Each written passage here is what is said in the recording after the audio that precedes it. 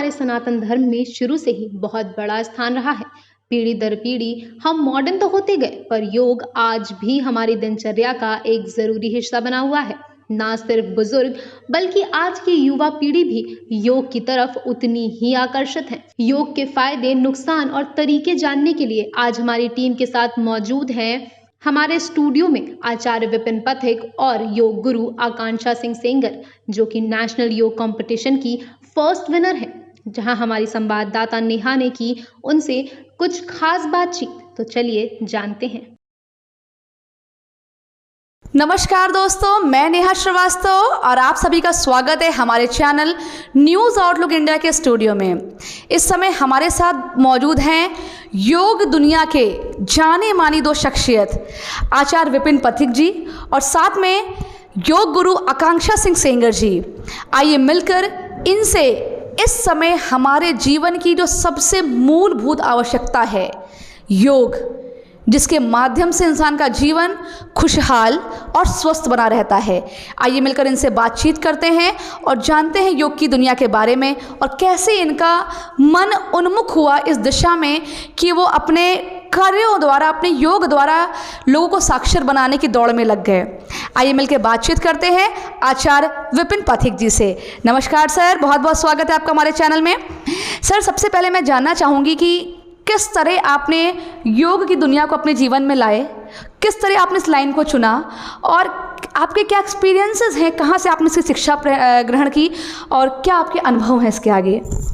News outlook के सभी दर्शकों को मेरा नमस्कार। मैं आचार्य विपिन पथिक, मैं राष्ट्रीय अध्यक्ष भारतीय योग चिकित्सक संघ। मैडम का जैसा सवाल है उसी के अनुसार मैं जवाब देना आप लोगों को बताना समझूंगा। आप लोगों की भी जिज्ञासाएं होंगी। तो निश्चित तौर पर योग जो है आजकल जीवन जीने की एक कला है, जिसमें हम शारीरिक रूप से, मानसिक और आध्यात्मिक रूप से अपना जीवन सुखपूर्वक सीखते हैं। योग हमारे जीवन में कैसे आया? योग एक सडन एक आने वाली चीज़ है। वस्तुतः योग हमारे प्राचीन भारत के ऋषि मुनियों की देन है। हम लोग इसको भूल गए थे, लेकिन किन्हीं कारणवश किसी अच्छे मार्गदर्शन पर हम लोग उस चीज़ों में आगे आए। हमारे भारत के यशस्वी प्रधानमंत्री आदरणीय नरेंद्र मोदी जी ने जब यूनेस्को में योग की एक अपूर्व गाथा को बताया कि योग के द्वारा ही अपने जीवन को अच्छा कर सकते हैं, तो योग ही एक इस दुनिया को समत्व के साथ जीने को सिखाता है। योग के द्वारा वस्तुतः जो मुझे जो अनुभूति हुई है कि मैंने इसको क्यों अपनाया, योग कहीं ना कहीं हमारे शरीर में जो बीमारियां हैं उनको हटाने के काम करता ही करता है। साथ साथ हम मेंटली रूप से मजबूत होते हैं और हम जो भी अपने नियमित कोई भी कार्य कर रहे हैं, चाहे वो हमारा व्यापारिक कार्य हो, चाहे हमारा जो हमारे विद्यार्थी हैं, छोटे बच्चे हैं, वो जो पढ़ने का कार्य करते हैं, तो पढ़ाई में बहुत ही अच्छे रिजल्ट इससे मिलते हैं। साथ ही साथ जो हमारी गृहिणी माताएँ बहनें हैं, अगर वो योग करती हैं तो पूरा उनका फैमिली जो है, उनका परिवार है, वो निरोग रहता है, कोई भी बीमारियां उनके घरों में नहीं आती हैं। और जो अगला क्वेश्चन हमसे जो पूछा गया है कि हमारी एजुकेशन के बारे में, तो मैं वस्तुतः योग का विद्यार्थी नहीं था। मैं फिजिक्स का विद्यार्थी रहा हूँ। विज्ञान में मेरी अत्यधिक रुचि रही, लेकिन कहीं ना कहीं कहते ना कि कोई चीज़ ऐसे ही यूं ही नहीं मिल जाती, उसके लिए कई पूर्व जन्म के सत्कर्म होते हैं। तो हमारे जीवन में भी योग का एक अंकुरण फूटा। मैं नेशनल कैडेट कोर का कैडेट रहा हूँ, तो उसी में दौरान हमारे एक इंस्ट्रक्टर ने हमको एक बेसिक योग की शिक्षा दी थी। तो उस दौरान मैंने इसको कुछ अलग ही ढंग से लिया और मुझे यह है मेरे अंतर मन में इतना अत्यधिक उसका प्रभाव पड़ा कि मैं योग की तरफ मैंने कहा कि इसको अपने जीवन को प्रोफेशनल के रूप में इसको अपनाना चाहिए। और मैंने उत्तराखंड संस्कृत विश्वविद्यालय से योग में योगाचार्य मास्टर्स की डिग्री ली। साथ ही साथ मोरारजी देसाई इंस्टीट्यूट ऑफ योगा नई दिल्ली, जो भारत सरकार का एक उपक्रम है, उसके द्वारा योग की शिक्षाएं ली। यानी कि देश के विभिन्न संस्थानों से योग की शिक्षा लेने के साथ साथ मैंने जो सबसे बड़ा संस्थान साई, जिसको हम लोग कहते हैं स्पोर्ट अथॉरिटी ऑफ इंडिया, उसका जो एक उपक्रम है Netaji Subhash institute of sports, NIS Patiala जिसको हम लोग नाम से जानते हैं, वहाँ से मैंने certificate course in yoga sports का कोर्स किया। तो ये मेरी एक छोटी सी उपलब्धि है। अभी जीवन शेष कहाँ तक जाता है, इसके बारे में अभी हम लोग मिलते रहेंगे निश्चित तौर पर। जी मैम, धन्यवाद। जी बहुत अच्छा लगा सर के एक्सपीरियंसेस के बारे में जानकर, जिसका आई थिंक कोई अंत नहीं है, और लगातार ये अपनी शिक्षा दीक्षा बढ़ाने की तरफ उन्मुख हैं। बहुत अच्छा सर, ज्ञान कभी रुकता नहीं है, कभी घटता नहीं, हमेशा बढ़ता ही जाता है। बहुत अच्छा। अब हम बात करेंगे योग गुरु आकांक्षा सिंह सेंगर जी से, जो कि कानपुर की पहली गर्ल रैंक से नेशनल प्लेयर हैं योग में। मैम बहुत बहुत स्वागत है। मैं जानना चाहूँगी आपसे आपकी क्वालिफ़िकेशन के बारे में, आपके एक्सपीरियंसेस के बारे में, और आपका कानपुर में आप कहाँ कहाँ कार्यरत हैं उस बारे में कृपया मुझे बताएं। हाँ प्लीज़ आप बताएं। बहुत बहुत धन्यवाद मैम, और सभी दर्शकों को बहुत बहुत धन्यवाद जो आज हमारे चैनल को सुन रहे हैं, और आज यहाँ से ज्ञान मतलब अपने शरीर के लिए बहुत सारे फ़ायदे खुद के लिए लेंगे, तो उसके लिए मैं आप लोग से धन्यवाद कह रही हूँ। क्योंकि एक लोग के योग करने से एक लोग ही फिट नहीं रहता है, पूरी फैमिली, और फैमिली को देखकर समाज के लोग भी फिट रहते हैं। तो योग किसी एक के लिए नहीं है, एक लोगों के करने से कई लोगों को लाभ होता है। तो आप सभी को बहुत बहुत धन्यवाद। मैम अब आगे क्या? हाँ मैम, अपना आप एक्सपीरियंस बताएं कि आपने कहाँ से एक्सपीरियंस योग के ग्रहण करे, और आपकी क्वालिफ़िकेशन क्या है, मतलब इस योग की दुनिया में आने से पहले क्या आपने डिग्री डिप्लोमा करे, मैं वो जानना चाहूँगी। क्वालिफ़िकेशन तो बहुत हाई फाई है मेरा BPEd कंप्लीट हो चुका है, और मास्टर डिग्री भी है मेरी फिजिकल एजुकेशन में, MPEd। बट मेरा जो इंटरेस्ट है वो योग में था, लेकिन मुझे इतना पता नहीं था कि मैं इतनी अच्छी हूँ योग में। SI की तैयारी कर रही थी मैं, और उसमें मेरा 10 नंबर से रह गया। फिर उसके बाद मैं बहुत दुख हुई कि पापा का सपना ये है। पापा ने डिमोटिवेट नहीं किया, नहीं बेटा नहीं करना है तो मैं आगे कुछ करना है। मम्मी ने कहा नहीं तो मैं कुछ करना है। उसके बाद फिर मैं मेहनत करती रही। उसके बाद MPEd करने के बाद मैंने स्कूल ज्वाइन किया, और स्कूल से फिर मैंने ये योग सिखाना शुरू किया। आज कम से कम मेरे 10 ईयर्स हो चुके हैं, और मैं पार्टिसिपेट तो 10 ईयर्स से ही कर रही हूँ। अभी भी मैं टीचिंग लाइन में हूँ, लेकिन कहीं भी अगर कॉम्पिटिशन होता है तो मुझे ये लगता है कि मुझे एक मौका मिले मैं करूं। क्योंकि अभी हाल में ही सर थे वहाँ पर एक जगह 108 सूर्य नमस्कार चल रहे थे, और वहाँ पर मेरा भी नाम लिखा हुआ था, और मैं थोड़ा लेट में पहुँची, बारिश हो रही थी और मेरा नहीं हो पाया, तो मुझे रोना आ गया। जबकि मुझे इस एज में, इस स्टेज में आकर नहीं रोना चाहिए था। मुझे वहाँ पर बहुत दुख हुआ कि आज मेरा नहीं हो पाया, और अंदर से, जबकि वहाँ मुझे कुछ नहीं, कोई इनाम नहीं चाहिए था, बस मुझे ये लगता है कि मुझे यहाँ पर पार्टिसिपेट करना है। और जहाँ पर मैं करती हूँ, भगवान की शायद ये गॉड गिफ्टेड है मेरे पास। मैं हर जगह अच्छा ही कर जाती हूँ, और मेरे पास एक मेडल और एक अच्छा प्लेस आ जाता है। और कानपुर की, जैसा मैम ने आप लोग को बताया है कि फर्स्ट नेशनल प्लेयर, तो हाँ ये बात भी सच है। और मैं 3 टाइम्स नेशनल, लगातार 3 टाइम्स नेशनल गई हूँ मैं, और बहुत सारे गोल्ड मेडल, बहुत सारे मेडल मैंने इसमें और प्राप्त किए हैं। और इसकी मेन जो है वो मेरे मम्मी पापा और मेरे जो यूनिवर्सिटी के टीचर्स हैं, उनकी वजह से आज मैं यहाँ पर पहुँची हूँ। बहुत अच्छा मैम, आप देख सकते हैं कि जो इनके अंदर एक जो डिज़ायर है, जो इच्छा है, जो लगन है कि मुझे कुछ करना है, कुछ भी हो जाएगा, कहीं मुझे पार्ट लेने का मौका मिल रहा है तो वो मुझे लेना है। तो इनकी जो ये सोच है, जो इनकी जागरूकता है चीज़ों के प्रति, वही शायद है जो इनको योग की तरफ उन्मुख कर रही है। बहुत अच्छा मैम। अच्छा ये बताइए, वर्तमान में आप किस जगह कार्यरत हैं?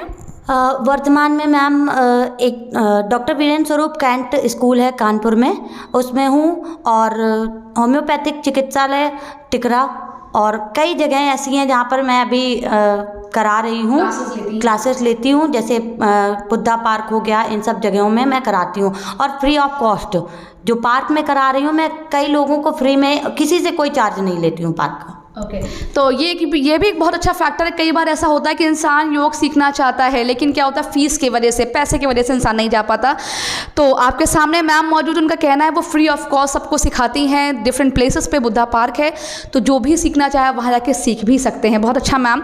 अच्छा सर, अब मैं आपसे ये पूछना चाहूँगी, आज के समय में हम देख रहे हैं छोटा बालक हो, 16-17 साल की लड़कियाँ हों या बच्चे लड़के हों, उसके बाद एक अडल्ट जनरेशन आ गई, किशोरावस्था, 22-23 साल वाले बच्चे हो गए। उसके बाद हम देखते हैं 40-45 साल की जो विमेन हैं, जो दिन भर घर पे मेहनत करती हैं, पढ़ाती भी हैं साथ में और नौकरी भी कर रही हैं। फिर एक बुढ़ापे वाला टाइम आ गया, 60 साल वाला।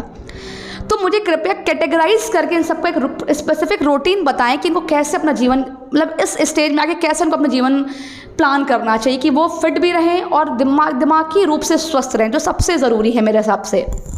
बहुत बहुत धन्यवाद। आपका क्वेश्चन जितना कम समय में पूछा गया है उस क्वेश्चन के उतने ही लंबा जवाब है। और एक ये बहुत अच्छी बात है क्योंकि हमारे बीच में दो मात शक्तियाँ हैं और इनका जो योगदान है कहीं ना कहीं समाज में बहुत अत्यधिक है। हमारे बीच में नेशनल प्लेयर आकांक्षा जी हैं, उन्होंने बहुत ही कम शब्दों में अपना परिचय दे दिया, लेकिन इतना नहीं। लेकिन ये कहीं ना कहीं मुझे अच्छा लगता है कि आजकल हर क्षेत्र में महिलाओं का बढ़ चढ़ के हिस्सेदारी हो रही है। और निश्चित तौर पर चूँकि आज जो हम कैटेगराइजेशन देख रहे हैं कि योग यानी कि सबके लिए योग, हर दिल योग, हर दिन योग, यानी कि हमें प्रतिदिन योग को अपनाना है।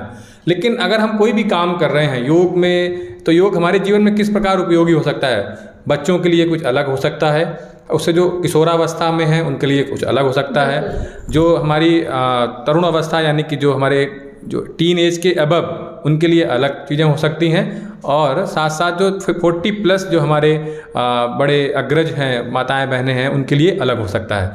तो बच्चों के लिए यानी कि जो हमारे बच्चे यानी कि जो योगाभ्यास है उसमें 3 साल से लेकर के 8 ईयर तक उन बच्चों को योग की साथ साथ उनका डाइट, चूँकि 2 चीज़ें अलग अलग आती हैं, एक होता है योगाभ्यास, एक होता है डाइट प्लान। तो यानी कि आहार और विहार, गीता में भी कहा गया है युक्त आहार विहारस्य युक्त चेष्टस्य कर्मसु युक्त स्वप्नाव बोधस्य रोगो भवति दुःखः। यानी कि जिसका आहार और विहार सही है, संयमित है, वही इस दुनिया में स्वस्थ है, वही निरोगी है।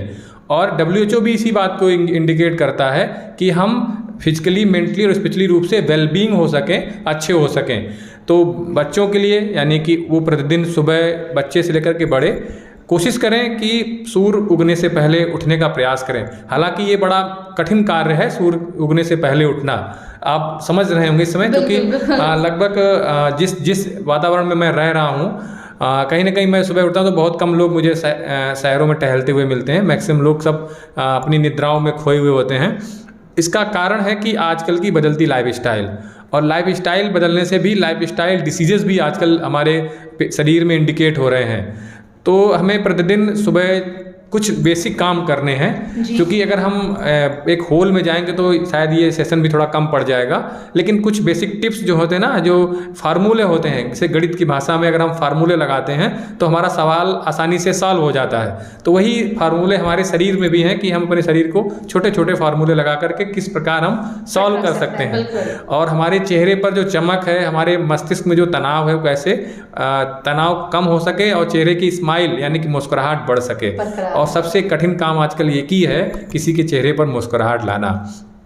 तो हमने एक काम यही करना है कि सुबह उठना है, सूरज उगने से पहले उठते ही हमें चाय और बेड टी को नहीं लेना है। प्रयास करें, हालांकि मैं अधिकतर देखते हैं कि जो लोग चाय और बेड टी लेते हैं सुबह उठते ही, उनको कुछ बीमारियों का भी सामना करना पड़ता है। उनको गैस्ट्रिक और एसिडिटी की प्रॉब्लम नेचुरली ऐसे ही अनायास मिल जाती है, और साथ ही साथ उनके अंदर कैल्शियम की भी कमी होने लगती है। क्योंकि जो आप चाय पीते हैं ये कैल्शियम को डिके करता है, कम करता है। उसकी बजाय आप सुबह उठ करके कोशिश करें कि नॉर्मल पानी अगर पीना है तो नॉर्मल पी सकते हैं, या हल्का सा गुनगुना पानी कर लेंगे तो बहुत ही अच्छा लगेगा। जैसे ही आप गुनगुना पानी पिएंगे आपका शरीर बिल्कुल एक अच्छे की भांति एक एक्सक्रिएटा यानी कि जो डेली नित्य प्रतिदिन कार्य करने होते हैं हमें, वो हमें अपना इजीली हो जाते हैं। यानी कि हमारा जो मल इत्यादि प्रक्रिया है वो स्वतः रूप से हो जाती है। साथ ही साथ हमें जो खाना का सिस्टम है वो सभी के लिए है, बच्चों के लिए भी है, और हमारे यानी कि 60+ बुजुर्गों के लिए भी वही है कि सूरज जैसे ही हमारा बढ़ता है उसी प्रकार हमारे शरीर की जठराग्नि यानी कि भूख बढ़ने लगती है। तो हमें प्रयास करना है कि 9 यानी कि सुबह के 9 बजे तक हमें अपने शरीर को खाना खा लेना है। नाश्ता नहीं करना है, प्रयास करें नाश्ता को अवॉइड करें, भोजन करने का प्रयास करें। हमारे ग्रामीण आचार्य यानी कि हमारे दादाजी कहा करते थे कि नाश्ता जो है वो शरीर का नाश करता है। तो यानी कि हमें नाश्ता नहीं करना है, फुल एक भोजन लेना है जो हमारी डाइट का एक प्लान है। और बीच में हमें अगर बीच में दोपहर में हमको कुछ लेना का प्रयास भी करना पड़ता है तो हम हल्के तरल पदार्थ या लिक्विड कुछ ले सकते हैं। और इसके बाद अपना नित्य प्रतिदिन हम कार्य करें। यानी कि अगर हम, ये तो हमारा डाइट का हम प्लान अभी पहले डिस्कस कर रहे हैं, साथ ही साथ अगर हमें शाम को भी खाना खाने का प्रक्रिया करनी है तो हमारा सूरज कितने बजे डूबता है, तो उसी अनुसार यानी कि 7 या 7:30 कुछ समय, यानी कि मैक्सिमम 8 o'clock तक हमें अपना रात का डिनर फिनिश कर लेना है। बाकी हम जो काम कर रहे हैं और प्रयास करें कि 9 या 10 मैक्सिमम 10:30 तक हम अपने बिस्तर में सोने का प्रयास करें। तो जब इस प्रकार की आप प्रक्रिया लाएंगे तो ये एक आइडियल लाइफ स्टाइल है। इसमें एक छोटा सा एग्जाम्पल मैं देना चाहूँगा। सभी लोग ग्रामीण अंचल से हैं, मैक्सिमम कुछ शहरी वर्ग से हैं। आप थोड़ा सा देखिए कि जो हमारे आसपास के जानवर हैं, चाहे वो हमारी भैंस हो, गाय हो या जो पक्षी हैं, वो सुबह जैसे ही सूरज की पहरी अरुणोदय काल होता है वो तुरंत चहचहाना शुरू कर देते हैं, तुरंत भोजन की तलाश में चले जाते हैं। हमारी गाय माता भी सानी इत्यादि भोजन करती है। इसके बाद वो आराम से अपना उसको पचाने का कार्य करती है। और वही हाल अगर आप दोपहर में देखेंगे तो जानवर कोई भी बहुत कम जो चुनते बिनते मिलेंगे, वो सब आराम करते हुए मिलेंगे। यही प्रक्रिया शाम को इवनिंग के टाइम होती है। लेकिन आदमी ने अपनी आजकल भागदौड़ भरी ज़िंदगी में अपने शरीर को बिल्कुल एक मशीन की भांति कर रखा है, और जब मशीनों पर ज़्यादा निर्भर रहेंगे तो बीमारियाँ स्वतः ही आएंगी। और योगाभ्यास इसके बीच में हमें प्रतिदिन कम से कम 45 मिनट योगाभ्यास प्रतिदिन जरूर करना है। ध्यान रहे कि जिनको योगाभ्यास अगर आता है तो करिए, नहीं आता है तो आप किसी भी प्रशिक्षित कुशल योग शिक्षक के मार्गदर्शन में योगाभ्यास जरूर करें, जरूर सीख लें, क्योंकि आपका शरीर ही आपकी महत्वपूर्ण पूंजी है। बिल्कुल सर जी। तो देख सकते हैं ये एक बहुत ही इंपॉर्टेंट फैक्टर जो सर ने हमें बताया है कि नॉर्मली क्या होता है कि हम सुबह से उठते हैं, हमारे डाइट का हमें प्लान नहीं होता, हम किसी भी समय कुछ भी खाते हैं।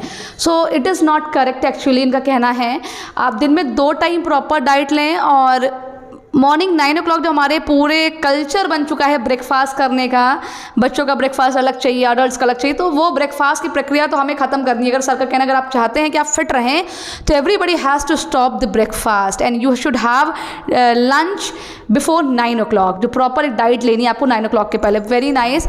तो ये सभी लोग इस चीज़ को याद रखें, और अगर आप अपनी ज़िंदगी में फॉलो कर पाएँ तो ज़रूर करें। इससे आपका स्वास्थ्य और मानसिक जो स्थिति है वो बहुत बैलेंस रहेगी। बहुत अच्छा।